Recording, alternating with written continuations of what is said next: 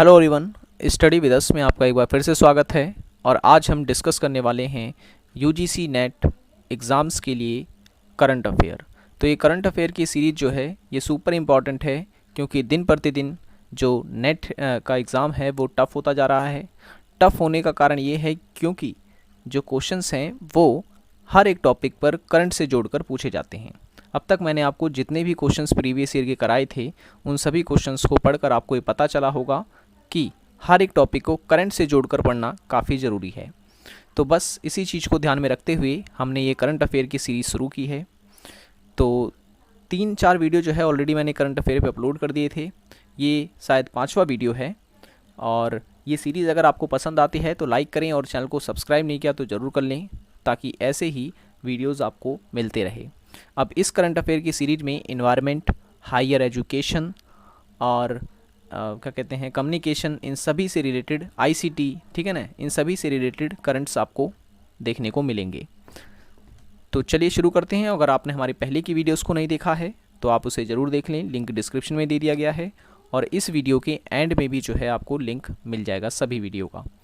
तो शुरू करते हैं। आज का पहला क्वेश्चन ये है कि यूजीसी द्वारा कॉमन एंट्रेंस टेस्ट पर गठित समिति के अध्यक्ष कौन है? अध्यक्ष कौन है? तो इस क्वेश्चन का जो सही आंसर है वो है RP Tiwari. Option number A correct answer हो जाएगा, आरपी तिवारी।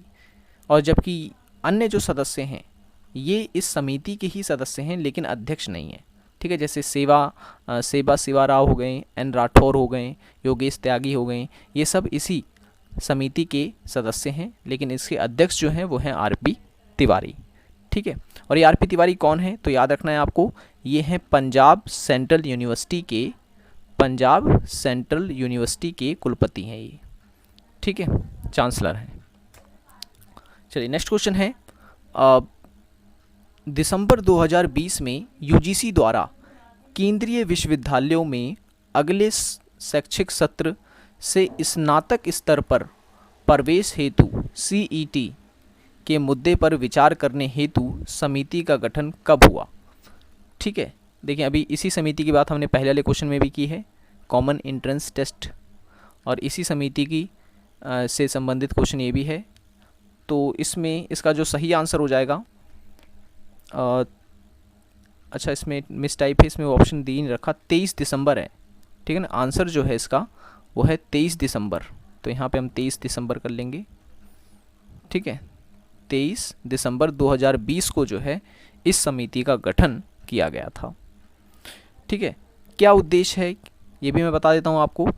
तो इसमें निर्णय ये लिया गया है, पहले क्या होता था कि अगर कोई भी स्टूडेंट 12th एग्ज़ाम पास करता था तो उसको हर एक यूनिवर्सिटीज़ के लिए अलग अलग फॉर्म अप्लाई करने पड़ते थे। जैसे कि अगर वो ड्यू में एग्ज़ाम मतलब एडमिशन चाहता है तो वो ड्यू के लिए फॉर्म भरता था, जामिया मिलिया में चाहता था एडमिशन तो उसे जामिया मिलिया का एक फॉर्म भरना पड़ता था, बीएचयू में एडमिशन चाहिए तो बीएचयू का अलग से जो है एंट्रेंस देना पड़ता था, ठीक है ना।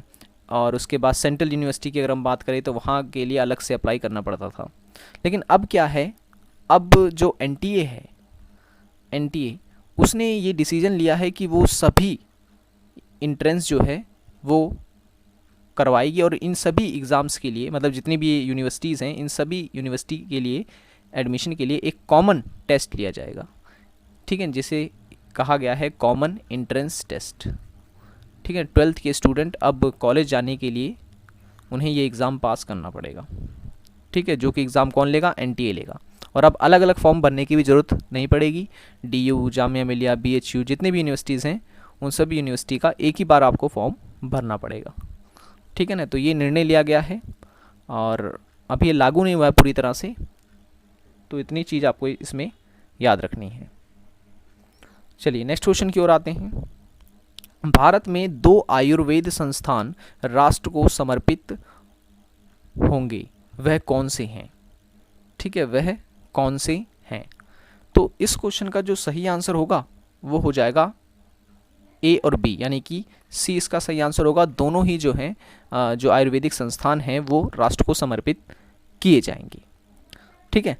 अब यहाँ पर आपको जो बात याद रखनी है वो ये कि जैसे कि ITRA ITRA का पूरा नाम क्या है? ITRA का पूरा नाम क्या है? तो आपको याद रखना है, ये ITRA जो है ये है जामनगर में, और इसका पूरा नाम है आयुर्वेदिक शिक्षण एवं अनुसंधान संस्थान। ठीक है, क्या नाम है? आयुर्वेदिक शिक्षण एवं अनुसंधान संस्थान। जबकि NIA जो यहाँ पे दिया हुआ है ये जयपुर में है, ठीक है, ये जामनगर में है, और ये जो NIA है ये है जयपुर में, जयपुर में। और इसका फुल फॉर्म क्या हो गया पूरा? तो राष्ट्रीय आयुर्वेदिक संस्थान। ठीक है, राष्ट्रीय आयुर्वेदिक संस्थान। तो ये जो जयपुर वाला राष्ट्रीय आयुर्वेदिक संस्थान है ये UGC से मान्य है, ठीक है ना, UGC से मान्यता प्राप्त संस्थान है। तो ये बात आपको याद रखनी है। नेक्स्ट क्वेश्चन है, अक्टूबर 2020 में केंद्रीय शिक्षा मंत्री रमेश पोखरियाल निशंक ने किस भारतीय प्रौद्योगिकी संस्थान के स्थायी परिसर को राष्ट्र को समर्पित किया है? ठीक है, भारतीय प्रौद्योगिकी संस्थान यानी कि IIT के स्थायी परिसर को राष्ट्र को समर्पित किया है। 4 ऑप्शन दे रखे हैं। IIT कानपुर की भी बात की गई है, IIT रोपड़, IIT दिल्ली या फिर IIT मद्रास। ठीक है, तो सही आंसर जो हो जाएगा इसका वो हो जाएगा ऑप्शन नंबर बी, IIT रोपड़ का जो परिसर है उसको जो है राष्ट्र को समर्पित किया जाएगा। ठीक है, ये किसने कहा? ये कहा है रमेश पोखरियाल ने, ये भारत के शिक्षा मंत्री हैं। ठीक है, और शिक्षा मंत्री हैं, और एक चीज़ याद रखना है, किस मंत्रालय का नाम जो है वो शिक्षा मंत्रालय कर दिया गया है? तो MHRD का, MHRD का यानी मानव संसाधन विकास मंत्रालय, जिसका नाम पहले था अब बदल के कर दिया गया है शिक्षा मंत्रालय। ठीक है ना, MHRD से पहले जो नाम था वो शिक्षा मंत्रालय था। अब शिक्षा मतलब सबसे पहले शिक्षा मंत्रालय उसका नाम था, फिर बीच में उसका नाम बदला गया, MHRD रखा गया यानी मानव संसाधन विकास मंत्रालय, फिर उसके बाद अब फिर से शिक्षा मंत्रालय नाम रखा गया है। ठीक है, चलिए नेक्स्ट क्वेश्चन है, वैश्विक जलवायु जोखिम सूचकांक 2021 में भारत का स्थान कौन सा है? भारत का स्थान कौन सा है? ठीक है, तो सबसे पहले मैं बता दूं ये जो सूचकांक, ये जो रिपोर्ट है वो किसके द्वारा पब्लिश की गई है? तो ये रिपोर्ट जो है वो जारी की गई है पर्यावरण थिंक टैंक जर्मन वॉच के द्वारा। ठीक है, पर्यावरण थिंक टैंक जर्मन वॉच के द्वारा। ठीक है, उसके द्वारा ये सूचकांक जारी किया गया है। भारत का इसमें स्थान जो है वो है 7वां। ठीक है, भारत 7वें स्थान पे रहा। तो सबसे नीचे स्थान पर कौन से देश रहे ये आपको याद रखना है, पूछे जाते हैं। तो सबसे नीचे इसमें रहे हैं मोजाम्बिक। ठीक है, मोजाम्बिक, और फिर सबसे नीचे मोजाम्बिक रहा, फिर उससे थोड़ा सा ऊपर जिम्बाब्वे। ठीक है, फिर उसके ऊपर बहामास। तो ये 3 देश आपको याद रखने हैं जो कि सबसे नीचे रहे हैं जलवायु जोखिम सूचकांक में। ठीक है, किसने जारी किया ये? तो याद रखें पर्यावरण थिंक टैंक जर्मन वॉच ने जारी किया इसे। चलिए नेक्स्ट क्वेश्चन है, पद्म पुरस्कार 2021 कितने लोगों को प्रदान किया गया? ठीक है ना, कितने लोगों को प्रदान किया गया? तो देखिए हमारी जो वीडियो होगी ये छोटी छोटी वीडियो होंगी, 10 से 11 मिनट, 12 मिनट बस। ठीक है, हर दिन एक एक वीडियोज़ आपको मिलेगी। छोटी वीडियो लगभग 5, 7 या 10 क्वेश्चन हम लोग उसमें डिस्कस करेंगे, और क्योंकि फिर वीडियो ज़्यादा बड़ा हो जाता है तो फिर लोगों का कमेंट आता है, तो इसीलिए जो है वीडियो छोटी बनाई जाएगी ताकि आप इसे पूरा का पूरा देखें। ठीक है, तो पद्म पुरस्कार 2021 कितने लोगों को प्रदान किया गया? तो सही आंसर इसमें हो जाएगा 119 लोगों को। ऑप्शन नंबर सी, 119 लोगों को प्रदान किया गया है। देखिए पद्म पुरस्कार से पहले क्वेश्चन पूछा गया है और इससे पूछा भी जा सकता है, तो आपको याद रखना है। अभी पद्म पुरस्कार जो होते हैं ना, ये 3 प्रकार के होते हैं। अब तीनों के तीनों नाम आपको याद रखने हैं।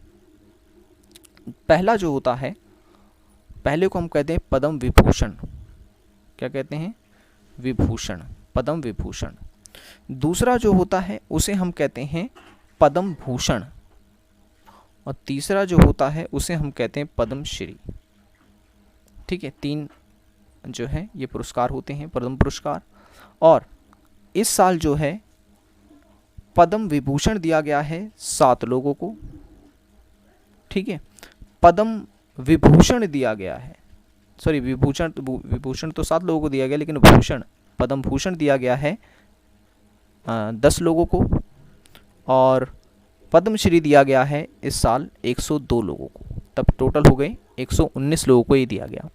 और 29 महिलाएं भी इसमें शामिल थीं, 29 महिलाएं, और 10 विदेशियों को भी दिया गया ये, ठीक है। 10 विदेशी और 1 ट्रांसजेंडर को दिया गया, ठीक है। तो ये चीज़ आपको याद रखना है। ये पूछा गया था कि पद्म पुरस्कार जो है कितनी महिलाओं को दिया गया, तो 29 महिलाओं को दिया गया है इस बार। तो ठीक है, आज की वीडियो के लिए इतने क्वेश्चन रह देते हैं, 6-7 क्वेश्चन में डिस्कस किए हैं,